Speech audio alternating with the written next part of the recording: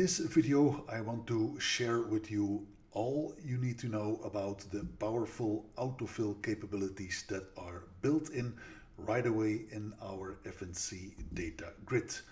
AutoFill, it is about extending or filling a range of cells with automatically calculated values. So while you're editing in the grid, you fill in a number of cell values. The grid is smart enough to fill a range of cells based on the initial entered values. Not only you can do that with various built-in autofill options, you can also programmatically invoke the autofill capabilities. And beyond the built-in types, you can also extend the grid with your customized autofilling capabilities. And this, of course, is modeled after what is available in the Microsoft Excel grid for quite some time already.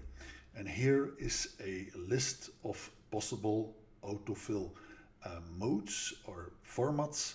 You can see here that it can multiply the same values. It can automatically increase numeric values. It can do that by adding or multiplying. It can also apply that on dates and times in the grid. But everything about that I would like to show you in detail live when doing some coding in the Delphi IDE. So let's go to our Delphi IDE and explore the autofill capabilities. We are going to do this demo out of the Delphi 13 IDE, and to start with I will create a new project. I will create a new FireMonkey application, as our FNC DataGrid can of course be used in a FireMonkey cross-platform application, as well as of course a VCL Windows application, and our FNC components, specifically the FNC DataGrid, can also be used in a WebCore web client application. But here we are going to use, to begin with, a FireMonkey application. And all I need to do to enable the autofill capability is to go to selection, options selection, and there I set autofill to true. Another setting that I need to do is change the default single selection of cells to a range selection. So I change the selection mode to cell range, and that is sufficient to get the autofill to work. So here our grid in default mode is started with just autofill enabled and cell range selection enabled. And what I can do now is I select these two cells where I preset some values. I extend the range, and you can see that it automatically completed all cells in the new selection. I can do the same for horizontal cells, like when I would select these two cells and I extend the range, you see that it auto-filled the last new cell with the logical next value that is expected. This is for numeric values. When I would do something like a text value, it will just complete the list of values with all the same values that were in my originally selected text. What I can also do is make it a little bit more complex. I add here item 1 and item 2. The autofill capability is smart enough to detect that the difference between the two is the number that changes, and it will autofill all cells in the new range of selected cells based on this smart autofill of text and number. And it goes beyond that when I would add a date to a cell, like 1 January 26 and 1 February 26. When I select these two cells, when I extend my selection, you can see that it knows that dates are filled here in my grid cells, and it will autofill with the logical sequence of dates based on what it found in the first selected cells. And it fills here 1 March, 1 April, 1 May, etc. for all cells selected. Let's dive somewhat deeper now with a demo that I prepared, and this is a VCL Windows application where I will demonstrate in the first place the programmatic autofill capability. When I click this event handler, you can see that I will first programmatically preset the values of two cells in my grid, the two top left cells with values 1 and 2, and then I perform programmatically the autofill with the autofill method, where I pass in the coordinate of the first cell selected, the coordinate of the last cell selected, and then specify here the top left and bottom right corner of the cells where it should perform the autocomplete. And as you can see here, based on the coordinates, this concerns a vertical autofill that is performed. And the same here with the values of two cells next to each other that I preset, whereas I perform the autofill to fill the values below, in the row below these two cells, and autofill it for all cells in this row. Let's see when I execute this demo. Let's see this in action. Here you can see these values were preset in code, and this is the result of calling AutoFill. And the same applies when I do the horizontal autofill. So these two values were preset next to each other, and this is the range of cells where I expected the autofill to happen. And you can see that here the resulting values 1, 2, 3, 4 were filled in this row.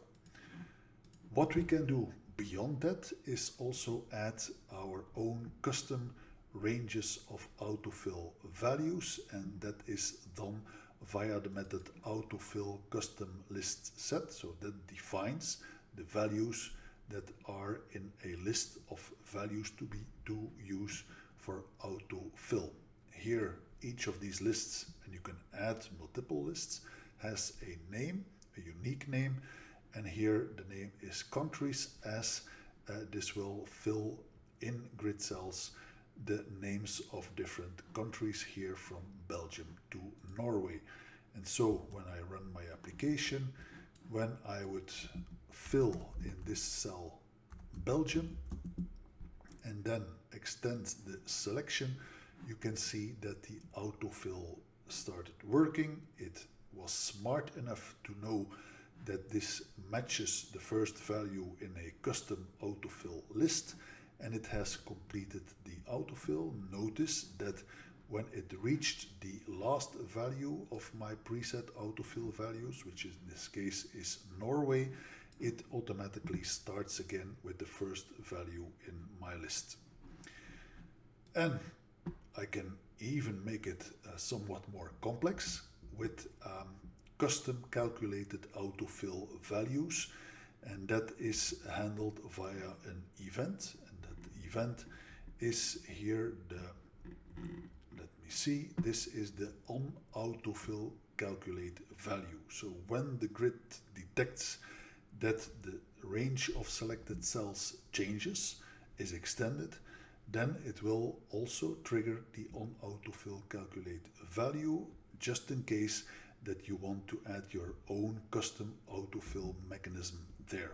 What we did in this demo is we detect if the value in the original selected cells, if the value has the prefix $, and we interpret this $, as a hex value, then it will treat the cell value as a hex value, and it will autofill with the next logical hex values, and this is done via the new value parameter of my event handler. When we look at these parameters of the event handlers, you can see source cells and source values. So source cells is the coordinates of the original selected values, or selected cells better, and it passes also the original values in the original selected cells. And target cells is the coordinates of the new selection where you want this autofill to happen. This event is triggered for every cell in the new range of selected cells, and the first time it is triggered, fill index will be 0, next time fill index will be 1, 2, 3, etc. and so on. It also passes the direction of the autofill, so when your selection is under each other selection of cells, then direction will be down, or when your selection is horizontal, the direction parameter here will be a right direction, and the new value parameter is the parameter you use to set the next logical value for your autofill. Let's have a look when we run this, and when we enter a matching hex value, for example hex 1 and hex 2, I select now both cells, I extend the selection. You can see that it interpreted this correctly as a series of hex values, where after the hex value 9, the next logical value is hex value A, B, C, and so on. So you can think of any custom autofill mechanism that you can implement via this autofill calculate value event handler. And finally, what I also did for this demo was binding this to clipboard behavior. So the grid supports detecting the clipboard shortcuts Ctrl+C, Ctrl+V, and perform clipboard operations from there.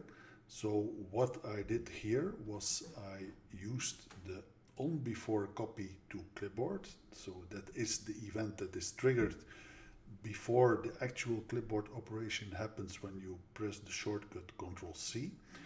And the only thing I do there is grab the range of selected cells at the moment that the user is performing Ctrl+C to copy cells to the clipboard. And then when the paste is happening from the clipboard by Ctrl+V, the event onBefore paste from clipboard is triggered. And this is the code that is written in this event handler. So what happens here is it grabs the selection at the moment that the paste is happening, and here it uses the original selected cells that were captured in the event onBefore copy to clipboard, and here it basically detects whether the original cells that were selected at clipboard copy time were a horizontal or a vertical range of cells. And when this is the case, it will perform the autofill with the proper direction set. That direction is based on what I determined, whether this is a horizontal or a vertical selection. And so in this paste event handler, it will call the autofill function to, from there, automatically fill the range of selected cells when you pressed paste. And so let's also demonstrate this here in this sample application. What I will do is I will, for example, fill 3 values. Now I press Ctrl+C to copy these 3 cell values to the clipboard, and now I perform a larger vertical range of selected cells, and I press Ctrl+V, and so this kicked in this event handler, and it has performed the autofill in the new range of selected cells when I press Ctrl+V to paste, and this is calculated based on the originally copied values to the clipboard. And with that, I covered the autofill capabilities that are now available in the FNC DataGrid. I hope you are as convinced as I am how this will help your users to be even more productive, fast to enter data in our FNC DataGrid. And I look forward to your use cases to see how you let your users take advantage of this capability. I hope you liked this video. If you did, like the video here with the button below the video. And if you want to stay informed about next upcoming content about our FNC DataGrid or any other TMS components, then make sure to subscribe to this video. Thanks a lot for watching. Until a next video. Thank you.